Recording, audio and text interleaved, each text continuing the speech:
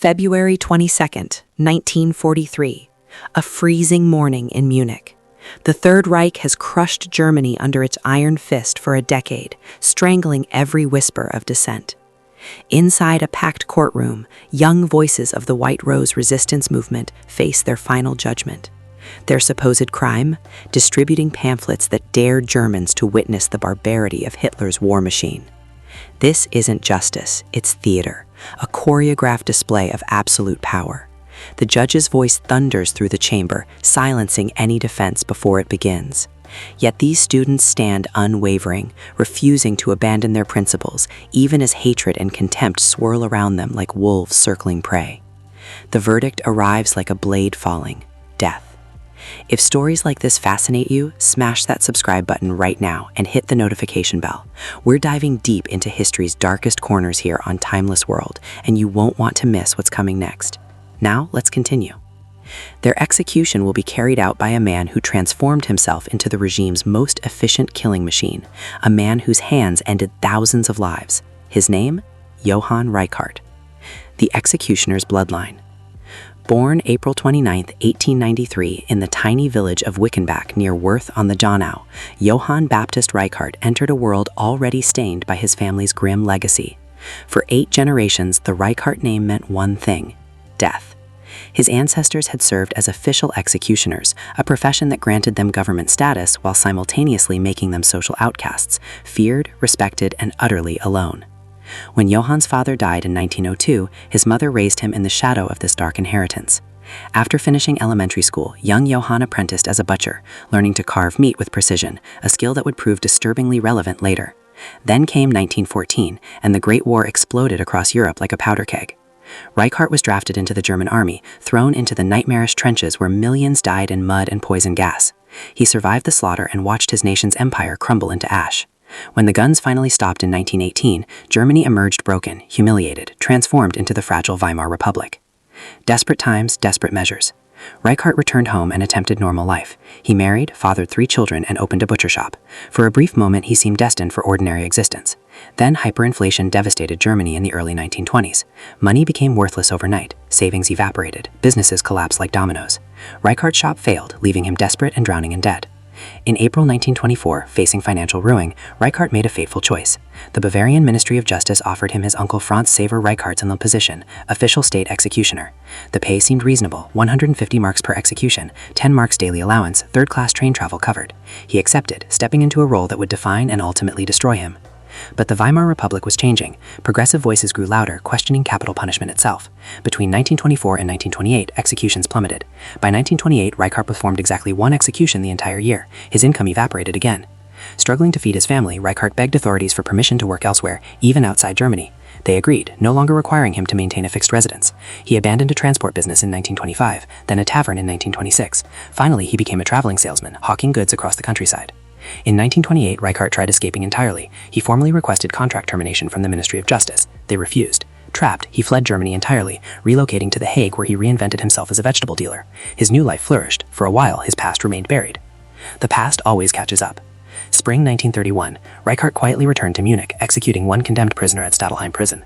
July 1932 brought another summons, another execution. After the second trip, Dutch newspapers uncovered his secret identity and splashed it across headlines. The revelation obliterated his vegetable business overnight. Customers vanished. His reputation lay in ruins. By spring 1933, Reichhart slunk back to Munich, defeated and questioning everything. Should he abandon this cursed profession forever? Then everything changed. January 1933, the Nazis seized power and Germany's legal system twisted into something monstrous. The new regime weaponized capital punishment, expanding death sentences to crush political opposition, eliminate racial enemies, and terrorize the population into absolute submission. New laws made treason, undermining military morale, and countless other offenses punishable by death. For Reichhart, this represented opportunity. The Nazi machine needs its executioner. June 22, 1933, Reichhart signed a new contract with the Bavarian Ministry of Justice. This agreement guaranteed him a substantial fixed annual salary, paid monthly. By January 1934, after negotiations, his income jumped to 3,720 Reichsmarks yearly, financial security he'd never known. No more uncertainty, no more hunger, no more desperation. Reichhart joined multiple Nazi organizations, and on May 1, 1937, he became an official Nazi party member. His work expanded beyond Bavaria's borders: Cologne, Berlin-Plötzensee, Frankfurt, Prengesheim, Gordon, Breslau. Between 1938 and 1944, he handled executions throughout Austria, in Vienna and Graz. The numbers tell a horror story. By World War II's end, Johann Reichhart had executed 3,010 human beings. Let that number sink in. 3,010 lives ended by his hands. Of these, 2,951 died by guillotine, 59 by hanging. Among them, 250 women walked to their deaths. His most infamous execution occurred February 22, 1943, the same day we began the story. Hans and Sophie Scholl, brilliant young leaders of the White Rose Resistance, faced him that morning. Later, Reichhart admitted he'd never witnessed anyone confront death with Sophie Scholl's extraordinary courage. Her calm bravery haunted even this professional killer. After the failed July 20, 1944 assassination attempt on Hitler, executions accelerated into a frenzy. The regime turned on itself, devouring its own. Reichhart became designated executioner for Munich, Stadelheim, Stuttgart, and Brüssel prisons, where conspirators against Hitler met their ends during the war's final chaotic months. The perfectioner of death, Reichhart approached each execution with disturbing precision. The condemned would enter the chamber, names confirmed, sentences read aloud in clinical monotone. Reichhart would guide them to the guillotine, sometimes gently, always efficiently, secure them in place, then complete the act with mechanical expertise. Assistants removed the bodies afterward. He didn't just perform executions, he perfected them. Reichhart loved his work so intensely that he designed technical modifications to Nazi Germany's guillotines, innovations intended to accelerate the process and theoretically minimize suffering. He served the regime with absolute loyalty, a craftsman proud of his efficiency. Liberation and irony. May 1945, American forces arrested Reichhart and imprisoned him at Munich Stadelheim for 1 week. His role in Nazi judicial murders initially barred him from any official duties. Occupation authorities detained or banned countless former regime officials. Then came a twisted irony. The Americans hired him. From his arrest until May 1946, Reichhart worked for U.S. representatives, hanging approximately 20 convicted war criminals at Landsberg War Criminals Prison in Bavaria. Contrary to popular myth, Reichhart never trained American Master Sergeant John C. Woods in gallows techniques, nor did he oversee Nuremberg's gallows construction. Woods handled that himself. These false claims persist, but records prove otherwise. The weight of innocence. Late May 1946 brought Reichhart's breaking point. He discovered that, due to mistaken identity, he had executed 2 innocent people, 2 lives erased because of bureaucratic error. After this revelation, he performed no more executions. His final tally across 23 years, 3,165 human beings killed, the 20th century's busiest executioner. The Reckoning. Post-war Germany regarded Reichhart with disgust and horror, a living symbol of Nazi oppression. May 1947, he faced imprisonment again, this time before a denazification tribunal in Munich. Early September brought harsh judgment, classified as a major offender, sentenced to 10 years forced labor. The sentence didn't last. December 1948 brought reclassification to a lesser category, 2 years labor camp, half his property confiscated. An appeal further reduced this to 18 months with only 30% asset seizure.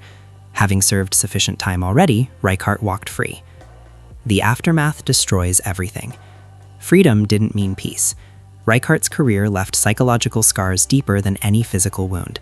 He became a pariah. His marriage disintegrated. His 23-year-old son Hans, crushed under the shame of his father's role in Nazi judicial murders, committed suicide in 1950. After that, Reichhart existed in complete isolation. Few friends, fewer supporters, drowning in poverty. He survived on a meager First World War pension, alone with memories of 3,165 faces.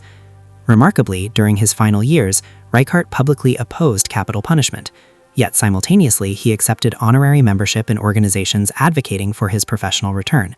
His stance remained contradictory, complex, shaped by decades spent as the state's instrument of death. The end.